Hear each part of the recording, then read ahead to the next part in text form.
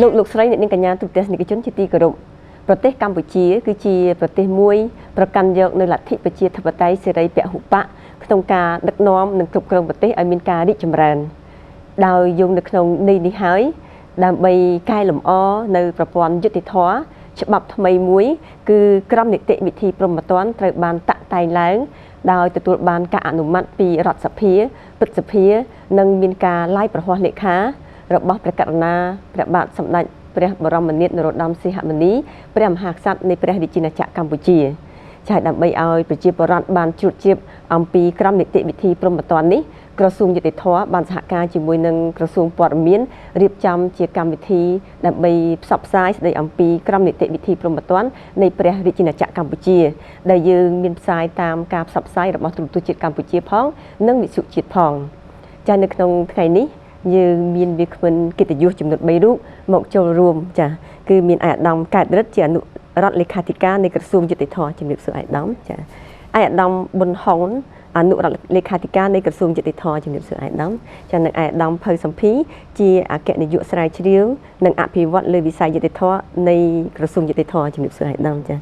ហើយជាកិច្ចចាប់ផ្ដើមកម្មវិធីនៅក្នុងថ្ងៃដំបូងនៃកម្មវិធីរបស់យើងនាងខ្ញុំសូមអញ្ជើញអាយដាមភៅសំភីចាជម្រាបជូនទូទស្សនិកជនឲ្យបានជ្រាបអំពីប្រវត្តិនិងគោលការណ៍នៃការរៀបចំក្រមនីតិវិធីព្រហ្មទណ្ឌចាសូមជម្រាបអាយដាមចាសូមថ្លែងអរគុណបាទលោកស្រីពិធីការនីខ្ញុំបាទមានកិត្តិយសថ្ងៃនេះបាទសូមជម្រាបពីជូនបាទទូរទស្សនិកជនពីប្រវត្តិនិងគោលការណ៍នៃការរៀបចំក្រមនីតិវិធីព្រហ្មទណ្ឌនៃព្រះរាជាណាចក្រកម្ពុជារបស់យើងបាទក្រមនីតិវិធីព្រហ្មទណ្ឌនេះជាលទ្ធផលការងារអស់រយៈពេលជាង10ឆ្នាំរបស់ក្រសួងយុទ្ធភ័ពនៃប្រជាណាចក្រកម្ពុជាយើងក្នុងក្របខ័ណ្ឌនៃការចូលរួមការអនុវត្តគោលនយោបាយកំណែទម្រង់ប្រព័ន្ធច្បាប់និងយុត្តិធម៌របស់រាជរដ្ឋាភិបាលកម្ពុជាដែលបានកំណត់តាំងពីឆ្នាំ1998ដូច្នេះដើម្បីឆ្លើយតបនឹងតម្រូវការដែលប្រទេសកម្ពុជាយើងដែលយើងចង់បានក្រមនីតិវិធីព្រហ្មទណ្ឌមួយពេញលេញនិងច្បាស់លាស់ចាប់តាំងពីឆ្នាំ1994ក្រសួងយុទ្ធភ័ពបានរៀបចំនៅក្រមនីតិវិធីកែសម្រួលក្រមនីតិវិធីព្រហ្មទណ្ឌយើងពីព្រោះថាក្រមនីតិវិធីព្រហ្មទណ្ឌនេះជាឧបករណ៍ដ៏សំខាន់សម្រាប់ជាមធ្យោបាយដំណើរការរបស់តុលាការផ្នែកព្រហ្មទណ្ឌហើយក៏ជាអត្ថបទនិងជាក្រមមូលដ្ឋាននៃការកសាងនីតិរដ្ឋនៅកម្ពុជាផងដែរហើយសេចក្តីព្រាងក្រមព្រហ្មទណ្ឌនេះជាពិសេសសប្តាហ៍ថ្ងៃនេះបានចូលយុទ្ធធរមានក្រមព្រហ្មទណ្ឌនេះបានទៅរៀបចំឡើងដោយគណៈកម្មការមួយរបស់ក្រសួងយុទ្ធភ័ពដែលមានការចូលរួមពីថ្នាក់ដឹកនាំក្រសួងយុទ្ធភ័ពមន្ត្រីជំនាញច្បាប់ចៅក្រមហើយនឹងមានជំនួយបច្ចេកទេសដ៏សំខាន់របស់សហប្រតិបត្តិការបារាំងបាទចា៎ក្នុងការរៀបចំតាក់តែងក្រមនេះឡើងនេះគឺយើងគោរពនៅគោលការណ៍ជាពិសេសនៅច្បាប់ដែលកម្ពុជាយើងមានស្រាប់ជាពិសេសគឺច្បាប់ថ្ងៃទី8ខែមីនាឆ្នាំ1993ស្តីពីនីតិវិធីព្រហ្មទណ្ឌហើយក្នុងយើងបានរៀបចំគោលការណ៍នេះឡើងគឺដើម្បីធានានៅថានិរន្តរភាពនៃស្ថាប័នក៏ដូចជារក្សានៅប្រពៃណីច្បាប់របស់ប្រទេសកម្ពុជាយើងគឺក្នុងក្របខ័ណ្ឌព្រហ្មទណ្ឌយើងបានរក្សាទុកនៅស្ថាប័នមួយគឺចក្រមស៊ើបសួរហើយយើងក៏បានបង្កើនផ្ដល់នៅទួនាទីចម្បងទៅដល់ចក្រមស៊ើបសួរនៅក្នុងដំណាក់កាលនៃការស្វែងរកភស្តុតាងហើយនឹងការកំណត់បទល្មើសបាទហើយតាក់ទងនឹងគោលការណ៍នេះដែរគឺយើងបានរៀបចំក្រមនីតិវិធីព្រហ្មទណ្ឌនេះដោយគោរពនៅគោលការណ៍ជាសំខាន់ជាសារវ័នដែលមានកំណត់នៅក្នុងរដ្ឋធម្មនុញ្ញនៃប្រជាជាតិណាចក្រកម្ពុជាយើងព្រមទាំងអនុសញ្ញាកតិកាសញ្ញាអន្តរជាតិដែលប្រទេសកម្ពុជាយើងជាភាគីជាពិសេសស្តីថ្លែងការណ៍សកលស្តីពីសិទ្ធិមនុស្សឆ្នាំ1998កតិកាសញ្ញាស្តីពីសិទ្ធិនិងពលរដ្ឋនិងសិទ្ធិនយោបាយឆ្នាំ1966ដែលទទួលស្គាល់ផងដែរដោយរដ្ឋធម្មនុញ្ញនៃប្រជាជាតិណាចក្រកម្ពុជាយើងហើយគោលការណ៍នេះគឺយើងគោរពគេហៅថានៅសិទ្ធិការពារខ្លួនរបស់ជនជាប់ចោតក៏ដូចលើកតម្កើងនៅសិទ្ធិរបស់ជនរងគ្រោះហើយតាមរយៈនេះហើយយើងបានបង្កើតនៅយន្តការថ្មីមួយគឺក្នុងការក្របខ័ណ្ឌនៃលើការលើកស្ទួយជនរងគ្រោះគឺយើងបានបង្កើតនៅប្រព័ន្ធមួយគឺការតាំងខ្លួនជាដើមម្ដងរដ្ឋវិនីដែលថាក្នុងករណីដែលមានភាពអសកម្មរបស់នគរបាលយុត្តិធម៌ឬក៏របស់ព្រះអាជ្ញាជនរងគ្រោះនៃបទអក្រិតឬបទមជ្ឈិមអាចដាក់ពាក្យប្តឹងផ្ទាល់ទៅចក្រមស៊ើបសួរដោយធ្វើតាមរយៈការតាំងខ្លួនជាដើមម្ដងរដ្ឋវិនីហើយពាក្យប្តឹងនេះមានអំណាចមានអានុភាពដាក់ឲ្យបណ្ដឹងអាជ្ញាមានចលនាបាទហើយចំណុចមួយទៀតក៏យើងបង្កើតនៅយុត្តាធិការ ស៊ើបសួរជាពីថ្នាក់ដើម្បីធានាប្រសិទ្ធភាពនៃការស៊ើបសួរស្វែងរកភស្តុតាងគឺសភាស៊ើបសួរនៃសាលាតដែលមានជាសមាជិកមួយដែលត្រួតពិនិត្យទៅលើដំណើរការរបស់មន្ទីរស៊ើបសួរនៅតាមតុលាការខេត្តក្រុងក៏ដូចជាមានសមត្ថភាពពិនិត្យទៅលើសេចក្តីសម្រេចរបស់ចក្រមស៊ើបសួរដែលគេត្រូវបានគេប្តឹងមកបាទដូច្នេះតាក់ទងនឹងទម្រង់នៃច្បាប់នេះវិញដោយលោកស្រីពិធីការនីលោកបានជម្រាបឲ្យថាច្បាប់នេះត្រូវបានរដ្ឋសភានៃប្រជាណាចក្រកម្ពុជាយើងបានអនុម័តនៅថ្ងៃទី7ខែមិថុនាឆ្នាំ2007តាក់ដោយសម្លេង83លើ83បាទដូច្នេះគឺជាឯកច្ឆន្ទហើយនៅថ្ងៃទី24ខែកក្កដាឆ្នាំ2007ព្រឹទ្ធសភាយើងបានអនុម័តដោយសម្លេង51លើ51ហើយនៅថ្ងៃទី10ខែសីហាឆ្នាំ2007ច្បាប់នេះត្រូវបានប្រកាសបាទលាយផុសលេខាឲ្យប្រើដោយព្រះមហាក្សត្រនៅថ្ងៃ10ខែសីហាឆ្នាំ2007ដូច្នេះក្នុងក្របខ័ណ្ឌនៃការកែតម្រង់ប្រព័ន្ធច្បាប់និងតុលាការការអនុម័តក្រមនេះគឺជាសមិទ្ធកម្មមួយក្នុងការកសាងក្របខ័ណ្ឌច្បាប់កសាងនីតិរដ្ឋស្របតាមនៃគោលនយោបាយរបស់រាជរដ្ឋាភិបាលកម្ពុជាក្រមកិច្ចដឹកនាំដ៏ខ្ពង់ខ្ពស់របស់សម្ដេចអគ្គមហាសេនាបតីតេជោហ៊ុនសែននាយករដ្ឋមន្ត្រីនៃព្រះរាជាជូនឯកឧត្តមបញ្ជាក់នៅអត្ថន័យអំពីរឿងក្តីព្រហ្មទណ្ឌនិងនីតិវិធីព្រហ្មទណ្ឌចាតែមានអត្ថន័យយ៉ាងណាដែររឿងក្តីព្រហ្មទណ្ឌគឺជាបដកម្មតាមផ្លូវតុលាការរបស់សង្គមបានន័យថានៅពេលណាដែលមានការរំលោភនៅច្បាប់ឬក៏វិធានដែលគ្រប់គ្រងសង្គមនឹងមានប្រតិកម្មតបមួយដូច្នេះនិយាយឲ្យខ្លីគឺចាប់ពីពេលបទល្មើសមួយត្រូវបានប្រព្រឹត្តរហូតទៅដល់ការដាក់ទណ្ឌកម្មមានតំណាក់តំណមួយមាននីតិវិធីមួយត្រូវបានដំណើរការគឺរឿងក្តីព្រហ្មទណ្ឌហៅថារឿងក្តីព្រហ្មទណ្ឌបានថាវាកើតឡើងនៅពេលដែលមានបទល្មើសមួយត្រូវបានប្រព្រឹត្តរហូតដល់មានការអនុវត្តទណ្ឌកម្មការប្រកាសទណ្ឌកម្មនិងអនុវត្តទណ្ឌកម្មហើយវិធានតាក់ទងដល់ការរៀបចំការប្រព្រឹត្តទៅនឹងការវិនិច្ឆ័យនៃរឿងក្តីព្រហ្មទណ្ឌនេះគឺបង្កើតបានជាសំណុំនៃវិធានមួយហៅថានីតិវិធីព្រហ្មទណ្ឌនេះឯងបានន័យថានីតិវិធីព្រហ្មទណ្ឌនេះជាសំណុំនៃវិធានដែលគ្រប់គ្រងការរៀបចំការប្រព្រឹត្តទៅនៃការវិនិច្ឆ័យរឿងក្តីព្រហ្មទណ្ឌបាទដើម្បីធានាប្រសិទ្ធភាពនៃការដំណើរការរបស់តុលាការក៏ដូចជាស្វែងរកយុត្តិធម៌ជូនប្រជាពលរដ្ឋហើយនីតិវិធីព្រហ្មទណ្ឌនេះត្រូវបានរៀបចំឡើងនៅក្នុងគោលដៅសំខាន់ជាអាចដូចជាតាក់ទងទៅដល់ការកំណត់សមត្ថកិច្ចនិងការប្រព្រឹត្តទៅរបស់យុត្តាធិការព្រហ្មទណ្ឌជាពិសេសដែលយើងហៅថាតុលាការព្រហ្មទណ្ឌបើតាមរចនាសម្ព័ន្ធសពថ្ងៃយើងអាចមាន3ថ្នាក់ខ្ញុំនិយាយសង្ខេបដូចនេះហើយនីតិវិធីព្រហ្មទណ្ឌនេះផងដែរក៏តាក់ទងទៅដល់បែបបទនីតិវិធីនៃការពិនិត្យការចោទប្រកាន់បទល្មើសការស្រាវជ្រាវរកជនល្មើសការស្វែងរកភស្តុតាងព្រមទាំងនីតិវិធីនៃការជំនុំរះជនល្មើសហើយក៏តាក់ទងដល់ផងដែរពីក្នុងករណីនៃការរៀបចំផ្លូវនៃបណ្ដឹងតវ៉ានិងចំពោះការសម្រេចរបស់តុលាការព្រហ្មទណ្ឌក៏ដូចជាបែបបទនៃការអនុវត្តទោសព្រហ្មទណ្ឌដែលតុលាការព្រហ្មទណ្ឌបានច្បាស់ដូច្នេះដោយសង្ខេបគោលបំណងធំបំផុតរបស់នីតិវិធីព្រហ្មទណ្ឌគឺធានាប្រសិទ្ធភាពនៃការបង្ក្រាបផងហើយក៏ធានានៅសិទ្ធិនិងសេរីភាពរបស់បុគ្គលដែលពាក់ព័ន្ធផងហើយដូច្នេះហើយបានជាគោលការណ៍នេះក៏ដូចកំណត់នៅក្នុងរដ្ឋធម្មនុញ្ញថាដែលបុគ្គលដែលត្រូវបានចោទប្រកាន់ត្រូវតែមានលទ្ធភាពការពារខ្លួនហើយអាចនឹងត្រូវផ្ដន្ទាទោសបានលុះត្រាតែពីរដ្ឋភាពនិងការទទួលខុសត្រូវរបស់គាត់ត្រូវបានបង្ហាញ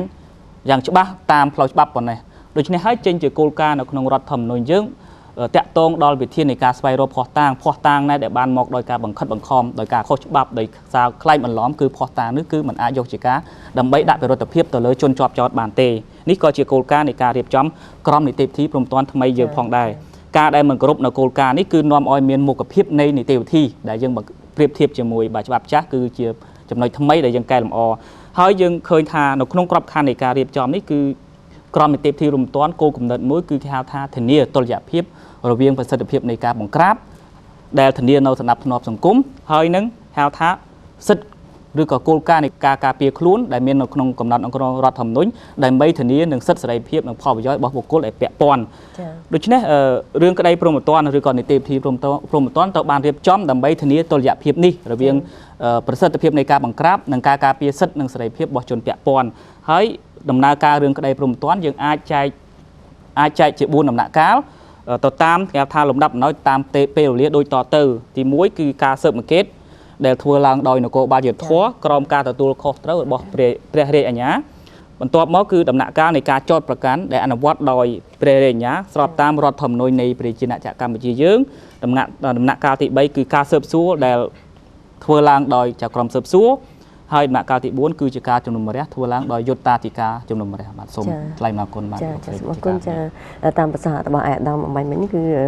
រឿងក្តីព្រមត្តនគឺមានពាក់ព័ន្ធចាដល់ស្ថាប័នជាច្រើននៅក្នុងនោះមាននគរបាលយុតិធធម៌អាយកាចក្រមស៊ើបសួរនិងស្ថាប័នជំនុំជម្រះជាដើមតកតងទៅនឹងនគរបាលព្រំប្រទានខ្ញុំសូមជម្រាបសួរអាដាមប៊ុនហ៊ុនថាតើនគរបាលព្រំប្រទាននឹងជាអ្នកណាមានអ្នកណាខ្លះចាហើយ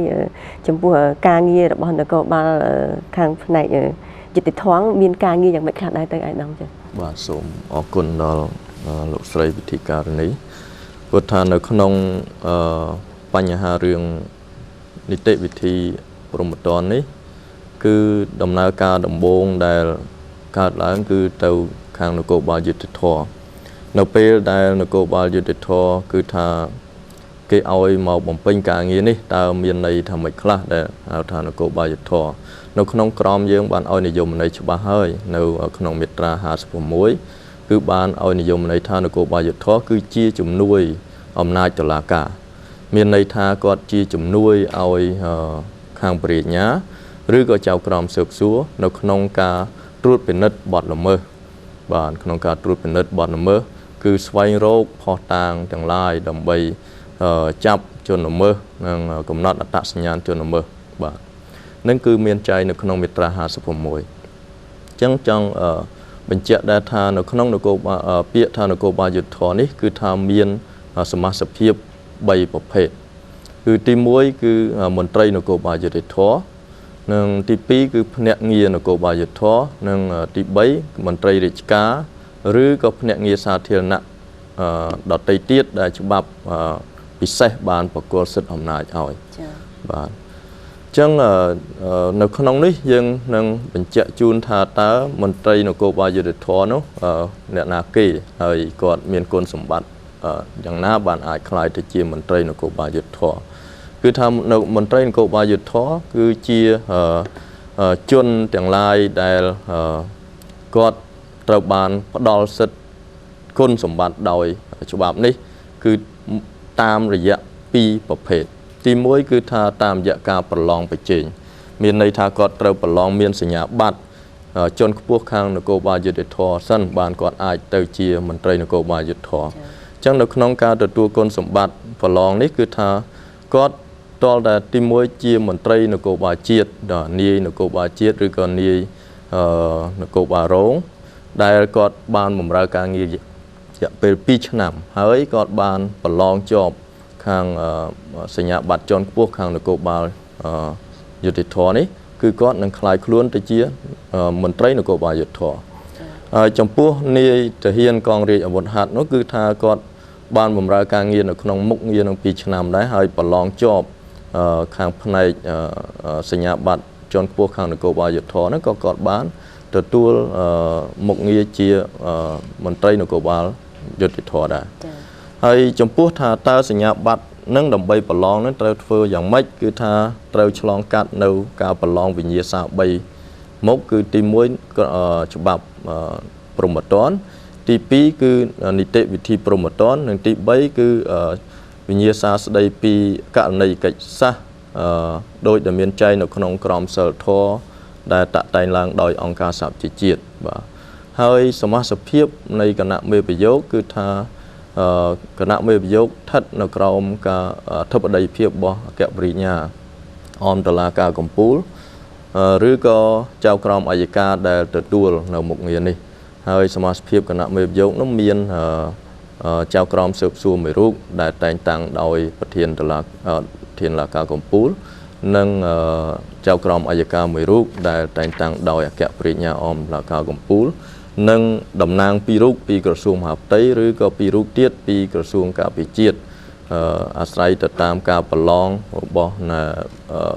ខាងមន្ត្រីនគរបាលជាតិឬក៏ខាងកងរាជអាវុធហត្ថហើយនៅពេលដែលគាត់ប្រឡងជាប់គឺទទួលបានសញ្ញាបត្រជាន់ខ្ពស់ខាងនគរបាលយុតិធធម៌ដែលសញ្ញាបត្រនេះគឺមានចុះហត្ថលេខាដោយប្រកាសរួមដោយក្រសួងការពារ ជាតិឬក៏ក្រសួងមហាផ្ទៃជាមួយនឹងក្រសួងយុតិធធមានន័យថាបើខាងមន្ត្រីនគរបាលយុតិធធ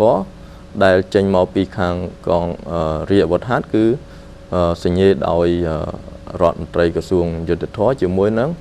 រដ្ឋមន្ត្រីក្រសួងការពារជាតិបើសិនជាមកពីខាងក្រសួងមហាផ្ទៃគឺសញ្ញេដោយរដ្ឋមន្ត្រីក្រសួងមហាផ្ទៃជាមួយនឹងក្រសួងយុតិធធបាទហើយនៅពេលដែលគាត់បានសញ្ញាបត្រនេះហើយគឺថាគាត់មិនមែនអាចទៅធ្វើនគរបាលយុតិធធបានភ្លាមទេបាទគឺថាគាត់ត្រូវមានប្រកាសរួមតែងតាំងគាត់ទៀតរវាងនគរ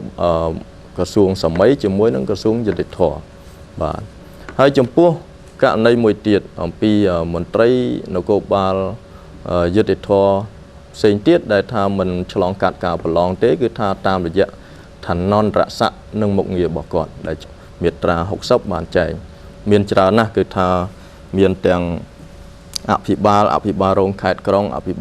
បាលរងស្រុកខណ្ឌមេឃុំចៅសង្កាត់មានទាំងមន្ត្រីនគរបាលនិងមន្ត្រីកងរាជអាវុធហត្ថផ្សេងទៀតដែលនៅក្នុងច្បាប់នេះរៀបរាប់ច្រើនដែលខ្ញុំយកឃើញថាដោយសារពេលវេលាមិនអំណោយផលខ្ញុំបានគ្រាន់តែចង្អុលបង្ហាញលើមាត្រាគឺនៅក្នុងមាត្រា60នៃក្រមនីតិវិធីហើយទោះបីជាគាត់បានជាប់ឋានៈជាមន្ត្រីនគរបាលយុតិធធហើយក៏ដោយក៏គាត់មិនអាចទៅបំពេញមុខងារនឹងបានភ្លាមដែរគឺគាត់ត្រូវឆ្លងកាត់ដំណាក់កាលមួយទៀតគឺថាត្រូវទៅធ្វើសម្បត្តិនៅមុខសាលាអូតូបាទមានន័យថាអ្នកដែលទទួលបានគុណសម្បត្តិដូចខ្ញុំបានរៀបរាប់ខាងដើមគឺថាអ្នកខ្លះតាមរយៈការប្រឡងអ្នកខ្លះទៀតគឺតាមរយៈឋានន្តរស័ក្តិមុខងាររបស់គាត់នឹងគឺពេលដែលរដ្ឋមន្ត្រីសម័យជាមួយនឹងរដ្ឋមន្ត្រីក្រសួងយុតិធធបានប្រកាសតែងតាំងគាត់ហើយនឹងក្តីក៏ត្រូវឆ្លងកាត់ការធ្វើសម្បត្តិនៅមុខសាលាតូដែរចំពោះភ្នាក់ងារនគរបាលយុតិធធថាយ៉ាងណាដែរអាដាមបាទចំពោះភ្នាក់ងារនគរបាលយុតិធធគឺសំដៅទៅលើនាយនគរបាលឬក៏នាយនគរបាលរងនៃក្រសួងមហាផ្ទៃដែលមិនមែនជាមន្ត្រីនគរបាលយុតិធធហើយមួយទៀតគឺថានគរបាលបាទនគរបាលដែលគាត់មិនមែនជាមន្ត្រីដែលគាត់មិនអាចបំពេញមុខងារជាមន្ត្រីនគរបាលយុតិធធប៉ុន្តែភ្នាក់ងារនគរបាលយុតិធធនេះមិនមែនទាំងអស់គ្នាដោយតែនគរបាលអាចធ្វើជាភ្នាក់ងារទេគឺអាស្រ័យទៅតាមមុខងាររបស់គាត់នៅក្នុងនោះហើយពេលនេះគឺថាក្រសួងសម័យហ្នឹងគាត់ជាអ្នកឲ្យបញ្ជីឈ្មោះមកតែម្ដងហើយគាត់មកបំពេញមុខងារបានតលតែឆ្លងកាត់សម្បត្តិដូចគ្នាបាទប៉ុន្តែសម្បត្តិគាត់គឺមិនធ្វើនៅចំពោះមុខសាលាតូទេគាត់ធ្វើនៅមុខសាលាដំបងដែលមានសមត្ថកិច្ចតាមខេត្តក្រុងនីមួយៗជាទូទៅនៅក្នុងក្តីរឿងក្តីព្រហ្មទណ្ឌតើនគរបាលយុតិធធគាត់មានសិទ្ធិអំណាចអីខ្លះឯណាបាទនៅក្នុងរឿងក្តីព្រហ្មទណ្ឌនគរបាលយុតិធធគាត់មានសិទ្ធិអំណាចនៅក្នុងការធ្វើការស៊ើបអង្កេតបឋមឬក៏ស៊ើបអង្កេតជាក់ស្ដែងដើម្បីប្រមូលភស្តុតាងកំណត់អត្តសញ្ញាណជនល្មើសនៅក្នុងពាក់ព័ន្ធទៅនឹងបទឧក្រិដ្ឋឬក៏បទមជ្ឈិមឬក៏បទលហុដែលកើតឡើងបាទចា៎ហើយចំពោះបញ្ហាមួយទៀតដែលខ្ញុំចង់បញ្ជាក់ដែរតាក់ទងជាមួយនឹងបញ្ហារឿងថាតើភ្នាក់ងារនគរបាលយុតិធធជាមួយនឹងមន្ត្រីនគរបាលយុតិធធហ្នឹងកិច្ចការរបស់គាត់ហ្នឹងខុសគ្នាយ៉ាងណាគឺថាភ្នាក់ងារនគរបាលយុតិធធហ្នឹងច្បាប់បានឲ្យកិច្ចការរបស់គាត់គ្រាន់តែជាជំនួយឲ្យមន្ត្រីនគរបាលយុតិធធទេបាទហើយគាត់ធ្វើកិច្ចការទាំងអស់ហ្នឹងគ្រាន់តែជាអ្នកដែលជួយប្រមូលជាព័ត៌មានគឺថាធ្វើគាត់មិនអាចធ្វើកំណត់ហេតុទេគាត់ធ្វើរបាយការណ៍ជូនទៅមន្ត្រីនគរបាលយុតិធធបាទហើយរបាយការណ៍គាត់ហ្នឹងគ្រាន់តែជាព័ត៌មានធម្មតាចាតើតើទៅនឹងស្ថាប័នអាយកាវិញម្ដងនេះខ្ញុំសូមជម្រាបសួរអាដាមកើតរិទ្ធថាតើស្ថាប័នអាយកាមានរចនាសម្ព័ន្ធយ៉ាងណាដែរចាបាទសូមអរគុណចំពោះសំណួរនេះនៅពេលដែលពិនិត្យអំពីអង្គការអាយកានេះគឺដូចអាដាមភៅសុភីបានបញ្ជាក់ពីខាងដើមគឺរដ្ឋធម្មនុញ្ញបានផ្ដល់នៅតួនាទីរបស់គាត់គឺតួនាទីសំខាន់មួយគឺតាក់ទងនឹងបទល្មើសព្រហ្មទណ្ឌនេះគឺគាត់គឺជាម្ចាស់នៃបណ្ដឹងអាជ្ញាបានន័យថាគាត់ជាអ្នកចាត់ការលើបណ្ដឹងអាជ្ញាហើយនៅក្នុងក្របខ័ណ្ឌនៃការចាត់ការលើបណ្ដឹងអាជ្ញានេះគឺនៅក្នុងក្រមនីតិវិធីព្រហ្មទណ្ឌយើងបានកំណត់ក្នុងមាត្រា27គឺតាមរយៈនេះព្រះញ្ញាគាត់អ្នកចោទប្រកាន់ខាងផ្នែកព្រហ្មទណ្ឌ គាត់សន្និដ្ឋានឲ្យតុលាការរបស់ច្បាប់ ចា និយាយចំខាងផ្នែកព្រំប្រទានគាត់គឺជាម្ចាស់នៃបណ្ដឹងអាជ្ញាគាត់ជាម្ចាស់នៃចំណាត់ការផ្សេងតាក់ទងជាមួយនឹងដំណើរការនៃរឿងព្រំប្រទានតាក់ទងជាមួយនឹងស្ថាប័នអាយកានេះយើងឃើញថាមានការរៀបចំមួយចំនួនដោយច្បាប់ផ្សេងហើយក្នុងនេះក្រមនីតិវិធីព្រំប្រទានក៏បានបញ្ជាក់ជូនបន្ថែមទៀតអំពីអង្គការអាយកានេះផងដែរនៅក្នុងក្របខ័ណ្ឌនៅពេលដែលយើងនិយាយអំពីអង្គការអាយកានេះបើយើងពិនិត្យនៅក្នុងរចនាសម្ព័ន្ធនៃតុលាការយើងតែម្ដងគឺយើងចែកចេញជា3នៅអមតុលាការខេត្តក្រុងដែលបច្ចុប្បន្នក្រមនេះបានប្រើពាក្យថាសាលាដំបងនោះចា៎បាទគឺមានអាយកាមួយដែលក្នុងអាយកានេះគឺអ្នកដែលធ្វើការក្នុងអាយកានេះគឺមានព្រះរាជអាជ្ញានិងព្រះរាជអាជ្ញារងនៅអមសាលាតូគឺមានអាយកាមួយដែរអាយកាមួយនោះគឺគេឈ្មោះថាមហាអាយកាអមសាលាតូដែលអ្នកធ្វើការនៅទីនោះមានអគ្គព្រះរាជអាជ្ញាអមសាលាតូអគ្គព្រះរាជអាជ្ញារងអមសាលាតូនិងព្រះរាជអាជ្ញានៅអមតុលាការកំពូលក៏ដូចគ្នាដែរគឺមានអាយកាមួយដែលគេឲ្យឈ្មោះថាមហាអាយកាអមតុលាការកំពូលហើយអ្នកដែលធ្វើការនៅទីនោះគឺមានអគ្គព្រះរាជអាជ្ញាអមតុលាការកំពូលអគ្គព្រះរាជអាជ្ញារងអមតុលាការកំពូលហើយនិងព្រះរាជអាជ្ញាបាទការងារសំខាន់របស់គាត់គឺតាក់ទងជាមួយនឹងព្រះរាជអាជ្ញានេះគឺរដ្ឋធម្មនុញ្ញនិងច្បាប់នេះបានកំណត់គាត់គឺជាអ្នកធានាមួយទៀតគឺតាក់ទងការអនុវត្តលើស្អីសម្រាប់ខាងផ្នែកព្រំប្រទានរបស់តុលាការបាទចាតាក់ទងទៅនឹងបញ្ហាមួយទៀតដែលខ្ញុំមានចម្ងល់ដែរដែលយើងហៅថាចៅក្រមស៊ើបសួរនិងចៅក្រមស៊ើបអង្កេតវាហាក់ដូចជាពាក្យនេះអាចធ្វើឲ្យប្រជាពលរដ្ឋយើងមានការយល់ច្រឡំតើមានតួនាទីខុសគ្នាយ៉ាងម៉េចសូមអរគុណចំពោះសំណួរនេះបាទធាតុពិតនៅក្នុងការរៀបចំក្រមនេះយើងចែកជាដំណាក់កាលដោយអាដាមភៅសុភីបានបញ្ជាក់ជូនពីខាងដើម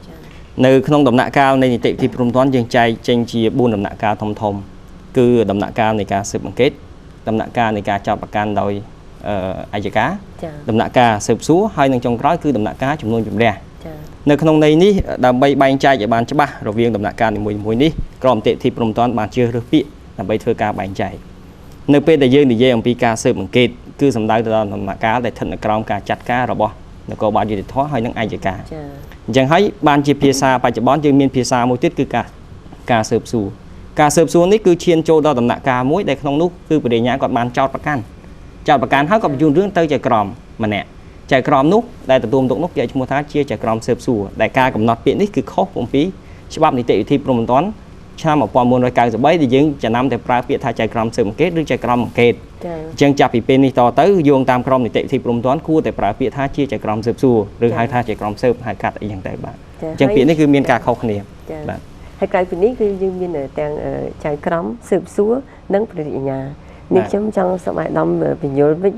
ព្រះរាជអាជ្ញាឬមួយក៏អាយកាតើវាមានការខុសគ្នាយ៉ាងម៉េចជាមួយនឹងចៅក្រមស៊ើបសួរហ្នឹងចា៎បាទសូមអរគុណចំពោះសំណួរនេះតាមពិតធាតុពិតគឺជាជំរឿក្នុងប្រព័ន្ធក្រមនីតិវិធីព្រំប្រទានដោយអាដាមភៅសុភីបានបញ្ជាក់ជូនខាងដើមគឺក្រមនេះគឺបានអនុវត្តបានរៀបចំដោ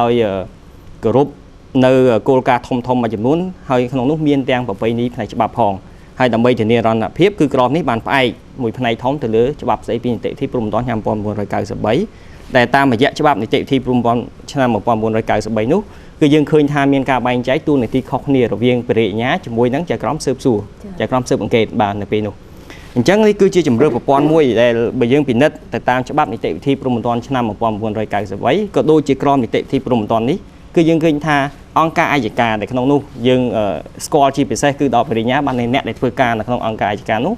គាត់ជាអ្នកចោទប្រកាន់ក្នុងរឿងព្រំប្រទាននៅពេលដែលគាត់ចោទប្រកាន់ហើយជាគោលការណ៍គឺគេមិនអនុញ្ញាតឲ្យគាត់ធ្វើការស៊ើបសួរទៀតទេចា៎គឺគាត់ត្រូវបញ្ជូនរឿងនេះទៅឲ្យចៅក្រមស៊ើបសួរចៅក្រមម្នាក់ទៀតដែលទទួលបន្ទុកដើម្បីធ្វើការស៊ើបសួរគឺបានន័យថាគាត់ជាអ្នកស្វែងរកនៅផុសតាងទាំងឡាយដែលផុសតាងនោះមានផុសតាងដាក់បន្ទុកផងនិងផុសតាងដោះបន្ទុកផងនិយាយជារួមការងាររបស់គាត់គឺចៅក្រមស៊ើបសួរជាអ្នកស្វែងរកការពិតដោះបន្ទុកមានន័យថាម៉េចបាទខ្ញុំនឹងបកស្រាយជូនអំពីពាក្យថាដាក់បន្ទុកយ៉ាងម៉េចហើយដោះបន្ទុកយ៉ាងម៉េចប៉ុន្តែមុននឹងចូលដល់ពាក្យនេះសូមបញ្ជាក់ជូនទៅលើចំណុចមួយគឺតាក់ទងជាមួយនឹងការងារនៃការបែងចែកមុខងាររវាងការចោទប្រកាន់ជាមួយនឹងការស៊ើបសួរក្រមនេះគឺបានរក្សាប្រពៃណីគឺរក្សាទុកនៅស្ថាប័នស៊ើបសួរដែលយោងទៅលើហេតុផលមួយធំគឺធានាការស្វែងរកយុត្តិធម៌ឲ្យកាន់តែមានភាពសុក្រឹតក្នុងនេះមានន័យថាម៉េចបើយើងឧទាហរណ៍ទុកអនុញ្ញាតឲ្យវិរិញ្ញាគាត់ជាអ្នកចោទប្រកាន់ខាងផ្នែកព្រំប្រទានអញ្ចឹងយើងអាចដឹងបានហើយនៅក្នុងគោលការណ៍នេះបើមិនជាវិរិញ្ញាគាត់ជាអ្នកចោទប្រកាន់ហើយបើយើងឲ្យគាត់ជាអ្នកធ្វើការស៊ើបសួរទៀតអញ្ចឹងយើងអាចដឹងថាតើគាត់នឹងធ្វើការស៊ើបសួរយ៉ាងដូចម្តេចអញ្ចឹងជាការគិតពិចារណាក្នុងការរៀបចំក្រមបើយើងអនុញ្ញាតឲ្យវិរិញ្ញាគាត់ធ្វើការចោទប្រកាន់ហើយគាត់ជាអ្នកធ្វើការស៊ើបសួរទៀត នៅក្នុងករណីគាត់ប្រកាសជាធ្វើការស៊ើបសួរស្វែងរកតែផុសតាងដាក់បន្ទុកអញ្ចឹងតាមរយៈពាក្យនេះខ្ញុំសូមបញ្ជាក់ជូនភាគតាផុសតាងដាក់បន្ទុកគឺសំដៅទៅដល់ផុសតាងទាំងឡាយណាដែលមានគោលដៅការពារការចាប់ប្រកាន់ខាងផ្នែកព្រហ្មទណ្ឌឯផុសតាងដោះបន្ទុកគឺសំដៅដល់ផុសតាងទាំងឡាយណាដែលមានគោលដៅជាចម្បងដើម្បីពិនិត្យទាញឲ្យផុតពីប្រតិភិបទៅវិញអញ្ចឹងក្នុងករណីនេះបើសិនជាយើងមិនធ្វើការបែងចែកអំណាចឬមុខងារច្បាស់លាស់រវាងបរិញ្ញានិងចក្រមស៊ើបសួរយើងឃើញថាដំណាក់កាលនៃការកសាងសំណុំរឿងព្រហ្មទណ្ឌតែម្ដងនឹងអាចមានភាពលំអៀងហើយដោយសារក្រមនីតិវិធីព្រហ្មទណ្ឌនេះត្រូវបានតាក់តែងរៀបចំឡើងដោយអាដាមភៅសុភីបានបញ្ជាក់ជូនពីខាងដើមដោយគោរពតាមគោលការណ៍ធំមួយចំនួននៅក្នុងនីតិអន្តរជាតិអញ្ចឹងក្នុងនោះគឺធានានៅការគោរពសេរីភាពនៃការការពារខ្លួនអញ្ចឹងដើម្បីធានាប្រសិទ្ធភាពនេះចៅក្រមស៊ើបសួរមួយត្រូវបានបង្កើតឡើងជាពិសេសនៅក្នុងប្រព័ន្ធនៃនីតិវិធីព្រហ្មទណ្ឌកម្ពុជាចាប់តាំងពីសម័យសង្គមរាស្ត្រនិយមអញ្ចឹងនៅក្នុងនេះគឺចៅក្រមស៊ើបសួរគឺជាចៅក្រមឯករាជ្យមួយអញ្ចឹងគាត់អត់ស៊ើបសួររកតែផុសតាងដាក់បន្ទុកទេជាចៅក្រមឯករាជ្យមួយមិនស្ថិតនៅក្រោមស្ថាប័នណាមួយទេមិនស្ថិតនៅក្រោមអัยការហើយក៏មិនស្ថិតនៅក្រោមស្ថាប័នណាមួយទេអញ្ចឹងគាត់ស៊ើបសួរស្វែងរកផុសតាងទាំងឡាយណាដែលអាចបង្ហាញការពិតនៃរឿងអញ្ចឹងការបង្ហាញការពិតនៃរឿងលុះត្រាតែគាត់ទៅរកផុសតាងទាំងដាក់បន្ទុកហើយផុសតាងដោះបន្ទុកបាទអញ្ចឹងហើយបានជានៅក្នុងប្រព័ន្ធយើងរក្សានៅស្ថាប័នមួយគឺចៅក្រមស៊ើបសួរនេះឯងហើយស្ថាប័ននេះគឺមានប្រយោជន៍ណាស់ដើម្បីធានានៅការស្វែងរកការពិតនៅក្នុងរឿងក្តីមួយបាទតែយើងសង្កេតឃើញប្រទេសជិតខាងយើងគេហាក់ដូចជាមិនមានចៅក្រមស៊ើបសួរទេគេមានតែរាជអាជ្ញាតែអាដាមយើងឃើញនេះគឺតាក់ទងជាមួយជំរឿនប្រព័ន្ធនៅក្នុងប្រព័ន្ធប្រទេសមួយចំនួនជិតខាងយើងគឺគេអត់មានចៅក្រមស៊ើបសួរនៅក្នុងប្រព័ន្ធប្រទេសមួយចំនួនទៀតគឺសម្ដៅប្រព័ន្ធរ៉ូម៉ាណូយ៉ាមេនិកនោះគឺសម្ដៅទៅដល់ប្រព័ន្ធដូចជាពិសេសជាប្រទេសបារាំងនោះគឺគេមានចៅក្រមស៊ើបសួរហេតុដូចម្ដេចបានជាចាំបាច់មានចៅក្រមស៊ើបសួរបើសិនជាយើងមិនបង្កើតឲ្យមានចៅក្រមស៊ើបសួរស្ថាប័នមានតែអัยការអញ្ចឹងយើងទៅពិនិត្យថាតើការស្វែងរកផុសតាងអ្នកណាជាអ្នកធ្វើដូចខ្ញុំបានបញ្ជាក់ជូនពីខាងដើមមិញបើយើងទុកការស្វែងរកផុសតាងនេះមកឲ្យអัยការអញ្ចឹងអัยការគាត់ស្វែងរកផុសតាងតែផុសតាងដាក់បន្ទុកអញ្ចឹងយើងដើម្បីធានានៅការស្វែងរកការពិតមួយឲ្យកាន់តែមានភាពសក្តិគឺត្រូវបង្កើតឲ្យមានចៅក្រមស៊ើបសួរមួយអញ្ចឹងនេះគឺជាជំរឿនប្រព័ន្ធនៃក្រមនីតិវិធីព្រហ្មទណ្ឌរបស់យើងហើយវាស្របជាមួយនឹងច្បាប់នីតិវិធីព្រហ្មទណ្ឌឆ្នាំ1998ហើយដែលជាប្រពៃណីនៃច្បាប់នីតិវិធីព្រហ្មទណ្ឌរបស់យើងបាទមិនត្រឹមតែប៉ុណ្ណោះកន្លែងនេះគឺសូមបញ្ជាក់ជូនផងដែរថាការបែងចែកមុខងារនេះមិនមែនបែងចែកមុខងារត្រឹមតែរវាងអัยការជាមួយនឹងចៅក្រមស៊ើបសួរទេបាទចៅក្រមស៊ើបសួរមុខងារនៃការស៊ើបសួរនេះក៏មិនត្រូវលាយឡំជាមួយនឹងមុខងារនៃការជំនុំជម្រះដែរធាតុពិតចៅក្រមស៊ើបសួរគឺជានរណាចៅក្រមស៊ើបសួរគឺជាចៅក្រមអាសនៈនៃសាលាដំបូងចៅក្រមអាសនៈនៃសាលាដំបូងគ្រប់ចៅក្រមអាសនៈនៃសាលាដំបូងគាត់អាចទទួលបន្ទុកធ្វើការស៊ើបសួរបានមានន័យថាគាត់អាចបំពេញនាទីគាត់គឺជាចៅក្រមស៊ើបសួរបានប៉ុន្តែគោលការណ៍ក្រមនេះគឺច្បាស់ណាស់វិសមិទ្ធភាពរវាងមុខងារស៊ើបសួរនិងមុខងារជំនុំជម្រះហើយយើងអាចចោទសួរទៀតហេតុដូចម្ដេចបានជាក្រមនីតិវិធីព្រហ្មទណ្ឌចៅក្រមណាដែលបានទទួលបន្ទុកធ្វើការស៊ើបសួរក្នុងរឿងព្រហ្មទណ្ឌណាមួយហើយគាត់មិនអាចคล้ายទៅជាចៅក្រមឬចូលរួមក្នុងការជំនះរឿងក្តីនោះគោលដៅតែមួយគោលដៅដើម្បីធានានៅការកាត់ក្តីប្រកបដោយយុត្តិធម៌ស្វែងរកការពិតកាន់តែមានភាពសក្តិព្រោះមូលហេតុអីនៅពេលចៅក្រមស៊ើបសួរគាត់ធ្វើការស៊ើបសួរចប់សពគ្រប់បើសិនជាចៅក្រមស៊ើបសួរគាត់បិទបញ្ចប់ការស៊ើបសួររបស់គាត់ដោយគិតថារឿងក្តីនោះជននោះមានពិរុទ្ធអញ្ចឹងត្រូវបញ្ជូនជននោះទៅសាវនាការដើម្បីជំនុំជម្រះបាទបើរឿងអក្រិតបច្ចុប្បន្នក្រមយើងគឺបានកំណត់យកសមាជិកចៅក្រមនេះដល់ទៅ3រូបបាទដើម្បីធានាបន្ថែមទៀតអញ្ចឹងនៅពេលបញ្ជូនគាត់ទៅសាវនាការជំនះចាប់ដើមគិតពិចារណាសាវនាការគឺមានគោលដៅធំមួយទៀតដើម្បីពិភាក្សាឆ្លិចឲ្យឃើញរកការពិតឲ្យកាន់តែច្បាស់អញ្ចឹងបើសិនជានៅក្នុងដំណាក់កាលនេះបើយើងមិនបែងចែកមុខងារស៊ើបអង្កេតសំទោសមុខងារស៊ើបសួរជាមួយនឹងមុខងារជំនុំជម្រះទេយើងឃើញថានៅពេលដែលគាត់ទៅជំនុំជម្រះបើឲ្យគាត់ជាអ្នកកាត់សេចក្តីថាតើជននោះមានពិរុទ្ធឬមួយក៏អត់ទេគឺច្បាស់ភាគច្រើននៃករណីគឺគាត់ប្រកាសជាកាត់ថាជននោះពិតជាមានពិរុទ្ធហើយព្រោះគាត់អ្នកស៊ើបបាទគាត់ស៊ើបដឹងថាហ្នឹងបាទអញ្ចឹងគឺមានន័យថាម៉េចបើយើងអនុញ្ញាតឲ្យគាត់ចូលទៅជាអ្នកជំនុំជម្រះជាចៅក្រមជម្រះឬចូលរួមនៅក្នុងសមាជិកភាពនៃចៅក្រមជម្រះគឺក្នុងករណីគាត់មានបុរេនិច្ឆ័យរួចជាស្រេចថាជននោះមានពិរុទ្ធអញ្ចឹងធ្វើឲ្យសាវនាការនោះមិនអាចបំពេញគោលដៅមួយគឺស្វែងរកការម្ដងទៀតបានអញ្ចឹងក្រមយើងគឺបែងចែកមុខងារនេះឲ្យបានដាច់ពីគ្នាបាទដល់មានអ្វីជាបន្ថែមទេខ្ញុំបាទចង់បន្ថែមដែរលោកស្រីពិធីការនីបាទតកតងនឹងលោកស្រីបានលើកឡើងថានៅប្រទេសជិតខាងយើងគេអត់មានចៅក្រមស៊ើបសួរចុះ តាក់ទងនឹងប្រសិទ្ធភាពនៃការស្វែងរកភស្តុតាងរបស់គេក៏មានប្រសិទ្ធភាពដែរឧទាហរណ៍ដូចជានៅប្រទេសសិង្ហបុរីដូចជានៅហុងកុងបើលោកស្រីហើយនឹងទស្សនិកជនមើលទៅឃើញថាអត់មានចក្រមស៊ើបសួរហើយមានការតាមដានក្នុងសវនាការយើងឃើញថាមានមេធាវីបានដើរតួនាទីដ៏សំខាន់នៅក្នុងការស្វែងរកភស្តុតាងក៏ដូចជានៅក្នុងនីតិវិធីនៃការសួរដេញដោលសវនាការហើយប្រព័ន្ធដែលយើងបង្កើតនៅប្រទេសយើងនេះគឺប្រព័ន្ធលោកអាយដាមកើតរិទ្ធលោកបានលើកឡើងថា system Romano Germanic នេះគឺបានថាតួនាទីនៃការដឹកនាំនីតិវិធីនិងតួនាទីនៃការស្វែងរកភស្តុតាងដ៏សំខាន់ទៅលើចៅក្រមគឺវាឆ្លើយតបនឹងស្ថានភាពរបស់ប្រទេសកម្ពុជាយើងជាពិសេសតកតនៅកម្រិតយល់ដឹងប្រជាពលរដ្ឋរបស់យើងអំពីសិទ្ធិនិងសេរីភាពរបស់គាត់ក៏ដូចជាកម្រិតជីវភាពនៅក្នុងប្រទេសសិង្ហបុរីឬប្រទេសហុងកុងបើសិនជាមានរឿងក្តីបើសិនជាលោកស្រីពុំមានលុយច្រើនដើម្បីជួលមេធាវីល្បីៗទេលោកស្រីប្រហែលជាថាលទ្ធភាពឬសំណាងក្នុងការឈ្នះក្តីប្រហែលជាតិចហើយបើសិនយើងអនុវត្តប្រព័ន្ធនេះលុបចក្រមស៊ើបសួរចោលប្រជាពលរដ្ឋតូចតាចដែលក៏រងគ្រោះដោយសារអំពើខុសច្បាប់របស់លោកធំឬក៏អ្នកមានគាត់នឹងខ្លាចថាគាត់នឹងចាញ់ក្តីជាស្រេចពីព្រោះថាគាត់អត់មានលុយជួលមេធាវីល្បីទេហើយរហូតដល់យើងឃើញថាមាននៅប្រទេសនេះគេប្រទេសហុងកុងដោយសិង្ហបុរីគេមានគូក្តីនឹងអាចមានសិទ្ធិជួលមេធាវីឬឯកថាអ្នកស៊ើបអង្កេតឯកជនទៀតដើម្បីទៅតាមរកភស្តុតាងទៅលួចថតលួចអីទៀតហើយនៅក្នុងក្របខ័ណ្ឌយើងគឺអត់អាចធ្វើចឹងបានទេមានតែចក្រមស៊ើបសួរដែលតំណាងឲ្យឯករាជ្យរបស់អំណាចតុលាការដើម្បីស្វែងរកការពិតគឺមិនដាក់បន្ទុកទៅភាគីណាមួយគឺស្វែងរកការពិតដោយអព្យាក្រឹតអានេះគឺជាហេតុផលនៃស្ថានភាពសេដ្ឋកិច្ចនិងសង្គមនិងកម្រិតយល់ដឹងរបស់ប្រជាពលរដ្ឋកម្ពុជាយើងហើយដូច្នេះយើងរយៈពេលនេះហើយបានយើងជ្រើសរើសយករក្សាប្រពៃណីច្បាប់យើងត្រឹមនេះសិនតែថ្ងៃមុខវិវត្តទៅយ៉ាងណាហ្នឹងគឺស្រ័យទៅលើកលៈទេសៈនិងការវិវត្តរបស់សង្គមជាតិយើងបាទចាជាចុងក្រោយនេះខ្ញុំសូមជម្រាបអាដាមប៊ុនហ៊ុនមានប្រសាសន៍បញ្យល់ទូទស្សនិកជនតាក់ទងទៅនឹងស្ថាប័នជំនុំជម្រះតើមានសមាជិកភាពណាខ្លះចូលរួមបាទសូមអរគុណសមាជិកភាពជំនុំជម្រះនៅក្នុងតុលាការសាលាដំបងគឺថាមានចៅក្រមមួយរូបមានតំណាងអัยការមួយរូបនិងក្រឡាបញ្ជីមួយរូបហើយនេះជាសមាជិកភាពចាំបាច់ដែលត្រូវតែមានបើសិនជាអវត្តមាននៃសមាជិកភាពណាមួយគឺថានីតិវិធីនេះមិនអាចយកជាការបានទេហើយចំពោះនៅសាលាតូវិញគឺថាមានចៅក្រម3រូបដែលក្នុងនោះមួយរូបជាប្រធានក្រុមប្រឹក្សាហើយ2រូបទៀតជាចៅក្រមប្រឹក្សាមានតំណាងមហាអัยការមួយរូបនិងក្រឡាបញ្ជីមួយរូបនិងនៅតុលាការកំពូលគឺនៅក្នុងដំណាក់កាលនៃការជំនុំជម្រះ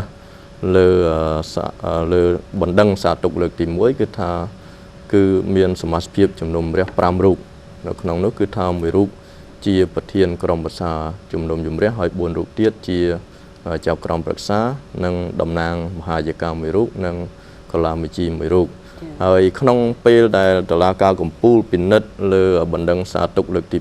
2និងក្នុងករណីដែលមានបណ្ដឹងសាររើគឺថាពេលនេះសមាជិកភាពឡើង9រូបចៅក្រមគឺក្នុងនោះមួយរូបជាប្រធានក្រុមប្រឹក្សាជំនុំជម្រះ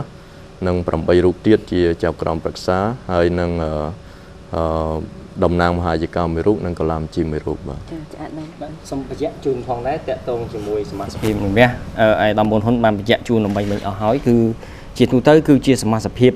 រួមគឺអញ្ចឹងបាទប៉ុន្តែមានចំណុចប្លែកមួយដែលគួរតែធ្វើការកត់សម្គាល់ក្នុងក្រុមនីតិវិធីព្រំប្រទាននេះគឺតកតងជាមួយនឹងសមាជិកភាពជំរះតកតងបទឧក្រិដ្ឋគឺសមាជិកភាពនៅក្នុងក្រុមនីតិវិធីព្រំប្រទានយើងនេះគឺកំណត់សមាជិកភាពចៅក្រមនេះរហូតដល់3រូបអញ្ចឹងយើងអាចចោទជាសំណួរក្រមនេះគឺតាមពិតទៅរៀបចំក្នុងគោលដៅធ្វើម៉េចដើម្បីបំពេញនៅគោលដៅធំមួយរួមមួយធ្វើម៉េចឲ្យការវិនិច្ឆ័យសម្រាប់សេចក្តីផ្ដន្ទាទោសហ្នឹងគឺប្រព្រឹត្តទៅដោយយុត្តិធម៌បាទទៅតាមការពិតសច្ចធម៌ហ្នឹងគឺត្រូវតែរៀបចំគោលដៅធំទៅអញ្ចឹងយើងមានអัยការយើងមានចៅក្រមស៊ើបសួរយើងមានចៅក្រមជំរះការជំរះហ្នឹងបើសិនជាបទឧក្រិដ្ឋព្រោះថាបទឧក្រិដ្ឋទទួលទោសធ្ងន់ធ្ងរអញ្ចឹងការជំរះគឺត្រូវធ្វើដោយសមាជិកភាពចៅក្រមដល់ទៅ3រូបដើម្បីពិនិត្យពិចារណាទី1ទៅលើប្រតិភិបដើម្បីកុំឲ្យការផ្ដន្ទាទោសហ្នឹងវាខុសបាទមិនត្រឹមតែប៉ុណ្ណោះនៅពេលដែលសាលាដំបងជំនុំជម្រះពិនិត្យទៅលើករណីហ្នឹងឃើញថាមានប្រតិភិបខ្លាចមិនអស់ចិត្តទៀតភាគីមានសិទ្ធិប្តឹងបន្តទៀតបាទបើសិនសាលាតូកាត់សេចក្តីឲ្យមិនសុខចិត្តទៀតប្តឹងដល់កំពូលទៀតអញ្ចឹងយើងបង្កើតជាឋានានុក្រមក្នុងការជំនុំជម្រះហ្នឹងមានទៅដល់សាលាដំបងសាឡាតូនិងកំពូលហេតុអីចាំបាច់មានដល់ទៅ3គោលដៅយើងនៅក្នុងក្រុមនីតិវិធីព្រំប្រទាននេះ ក៏ដូចជាច្បាប់មុនដែរគឺធ្វើម៉េចដើម្បីឲ្យការកាត់សេចក្តីហ្នឹងគឺប្រព្រឹត្តទៅប្រកបដោយយុត្តិធម៌បាទបើសិនជាភាគីមិនអស់ចិត្តគាត់អាចប្តឹងតវ៉ាទៅទៀតបាទអញ្ចឹងយើងកែកន្លែងតាក់ទងបទឧក្រិដ្ឋនេះព្រោះថាប្រកាសទោសបទឧក្រិដ្ឋពេលខ្លះរហូតដល់20ឆ្នាំពេលខ្លះរហូតដល់អស់មួយជីវិតអញ្ចឹងបើសិនជាកុំឲ្យការកាត់ទោសនោះអាចភ័ន្តច្រឡំបានយើងពង្រឹងបន្ថែមទៀតគឺសមាជិកចៅក្រមមានតែដល់3រូបបាទសូមអរគុណ សម្ដែងអរគុណជាចុងក្រោយសូមជម្រាបអាដាមភៅសម្ភារតែអាដាមមានអនុសាសន៍អ្វីជំរាបជូនទូទស្សនិកជនយើងចាតកតងទៅនឹងច្បាប់ថ្មីរបស់យើង បាទខ្ញុំបាទសូមធ្វើការចាប់អារម្មណ៍តាក់ទងនឹងខ្លឹមសារសំខាន់នៃគោលបំណងកម្មវិធីផ្សព្វផ្សាយអប់រំច្បាប់សម្រាប់សាធារណជននេះការអប់រំផ្សព្វផ្សាយសម្រាប់នៅតាមរយៈទូទស្សន៍ជាតិនេះដែលយើងគោលដៅសំខាន់ផ្ដោតទៅលើសាធារណជនហើយនិងមន្ត្រីជំនាញមួយចំនួនចំណែកខាងផ្នែកខាងមន្ត្រីរបស់ខាងតុលាការដូចជាកិច្ចការក្រមព្រះញ្ញា និងកលាមជីនិងមន្ត្រីនគរបាលយុទ្ធធម៌សំខាន់ក្រសួងយុទ្ធធម៌បានសហការគ្នាបានរៀបចំបណ្ដុះបណ្ដាលជាលក្ខណៈសិក្ខាសាលាជាតិឬក៏តាមខេត្តរួចហើយយើងឃើញថាក្រមនេះមានលក្ខណៈធំរហូតដល់6ឬ12ហើយមានលក្ខណៈបច្ចេកទេសខ្លាំងបំពេញបន្ថែមជាមួយច្បាប់ចាស់ច្រើនដូច្នេះការអប់រំផ្សព្វផ្សាយសម្រាប់មន្ត្រីតុលាការអ្នកវិជាជីវៈច្បាប់និងសាធារណជនគឺជាការងារដែលត្រូវធ្វើចាំបាច់ដើម្បីធានាប្រសិទ្ធភាពនិងភាពរលូននៅក្នុងការអនុវត្តបាទសូមថ្លែងអំណរគុណលោកស្រីរាជការនេះបាទ សូមតែអរគុណទីពូផ្សាយអាដាមចាដែលបានអញ្ជើញចូលរួមនៅក្នុងកិច្ចពិភាក្សារបស់យើងនៅក្នុងថ្ងៃនេះលោកអ្នកនាងទូទាំងនិកជនជាទីគោរពតាមរយៈការបកស្រាយនៅក្នុងថ្ងៃនេះលោកអ្នកនាងជ្រាបហើយអំពីគោលដៅនៃការបង្កើតច្បាប់ថ្មីការធ្វើយ៉ាងណាឲ្យប្រព័ន្ធយុតិធធម៌របស់យើងកាន់តែមានភាពសុក្រិតកាន់តែមានភាពយុតិធធម៌ចំពោះប្រជាពលរដ្ឋយើងហើយនេះគ្រាន់តែជាការបង្ហាញលើកដំបូងហើយនៅប្រធានបទនៅថ្ងៃបន្ទាប់របស់យើងគឺយើងនិយាយអំពីនគរបាលយុតិធធម៌តើនគរបាលយុតិធធម៌មានតួនាទីយ៉ាងណាមានភារកិច្ចយ៉ាងដូចម្តេចខ្លះនៅក្នុងរឿងក្តីព្រហ្មទណ្ឌលោកអ្នកនាងនឹងបានជ្រាបនៅក្នុងកម្មវិធីលើកក្រោយរបស់យើងទៀតហើយនៅក្នុងថ្ងៃនេះយើងខ្ញុំសូមថ្លែងអំណរគុណសូមគោរពលា